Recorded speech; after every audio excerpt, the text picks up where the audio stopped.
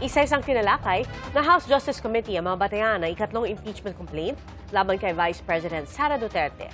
At sa gitna po ng pagdinig, inalmahan ng ilang kongresista ang komento ng isa pang mambabatas sa isang aktres dahil umano sa pagiging offensive sa mga kababaihan. Saksi si Tina Panganiban Perez. Is hereby called to order. Tinalakay isa-isa ng House Committee on Justice ang basehan kung bakit nais ipa-impeach si Vice President Sara Duterte. Una rito, ang kaugnay sa 500 million peso confidential funds ng Office of the Vice President noong 2022 at 2023 at sa 112.5 million peso confidential funds ng DepEd ng kalihim siya nito noong 2023. Nakita natin yung mga acknowledgements receipts ng mga which appear to be questionable and fictitious names. These were approved by the Vice President herself. May pirma siya sa certain documents as attached. No allegations is made that the respondent received the funds or personally benefited, which is very important, yung personal benefit. Hindi naman ho kailangan ng personal benefit sa malversation. In fact, marami pong mga nasasakdal ngayon sa Sandigan Bayan. All they did was basically just sign into the disbursement vouchers, sign into the bidding documents. Sa issue ng confidential funds, idinidikit ang affidavit ng nagpakilalang dating aide ng bise na si Ramil Madriaga na umaming nag-deliver siya ng pera sa ilang individual sa utos daw ng bise. Ang utos, ipinarating daw ni Colonel Raymond Lachica, ang dating head ng Vice Presidential Security and Protection Group. So ito na po yung sagot sa tanong kung saan po napunta yung pera na binigay kay Lachica. Base po ito sa affidavit ni Madriaga. Hinihinga namin ng reaksyon dito si Lachica, pero dati na niyang itinanggi ang alegasyon. Pagdating sa pangalawang ground na konektado sa confidential funds ng Department of Education noong panahong nakaupo bilang kalihim si Duterte at sa third ground kaugnay sa umunoy panunuhol sa ilang opisyal ng DepEd, nagtalo ang ilang kongresista kung sakop ba ito ng impeachment o hindi. Sabi kasi ng ilang kongresista, hindi naman daw impeachable official ang DepEd Secretary. Section 2 of Article 11 enumerates the officials that will be impeached.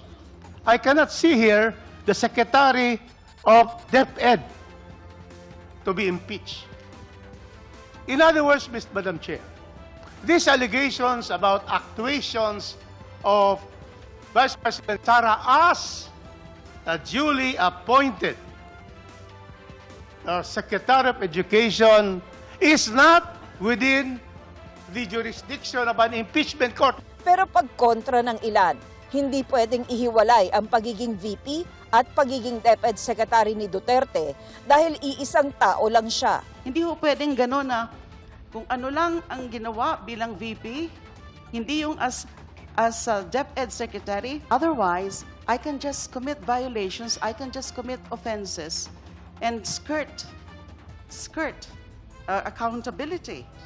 Nagpakita rin ng video si De Lima mula sa isang hearing ng Kamara noong 19th Congress bilang suporta sa umano'y panunuhol sa ilang DepEd official, pati na video ng bise na umano'y pinagbagtaan ang Pangulo, First Lady at dating Speaker. May kinausap na ako na tao. Sinabi ko sa kanya, kapag pinatay ako, patayin mo si BBM, si Lisa Araneta at si Martin Romualdez. No joke. No joke. Common sense dictates that if you are really serious in killing someone, you do not announce it to the whole world. That amounts to a credible threat against the President, the First Lady, and the Speaker. Words from someone in her position carry weight. It can intimidate other officials, it can influence decision, and even undermine public trust. Para sa panlimang ground tungkol sa umano'y unexplained wealth at hindi pagdedeklara ni Duterte ng lahat ng ari-arian niya sa kanyang SALN, sabi ni De Lima, balak niyang ipasabpina ang SALN at bank records ng bise sa hearing proper. Nagpalabas din si De Lima ng video ng bise sa ilang rally at press conference para suportahan ang pang-anim na ground tungkol sa umano'y pagkakasangkot ni Duterte sa political destabilization, sedition at insurrection. Pero ipinunto ni Quezon City Representative Bong Suntay na hindi pwedeng parusahan ng isang tao dahil lamang sa kanyang iniisip. Sa paglalarawan niya sa kanyang punto, may sinabi si Suntay na inalmahan ng ilang kongresista dahil sa pagiging offensive umano sa kababaihan. Alam mo, minsan nasa Shangri-La ako, nakita ko si Ann Curtis. Ang ganda-ganda pala niya. You know, may desire sa loob ko na nag-init talaga. Na-imagine ko na lang kung anong pwedeng mangyari. Pero siyempre, hanggang imagination na lang yun. Pero hindi naman siguro ako pwedeng kasuhan dahil kung ano-ano yung na-imagine ko eh. Madam Chair, I would like to have those statements stricken from the record. Madam There Chair, is happy nothing Women's Month. sexual dun sa sinabi ko. Nothing immoral.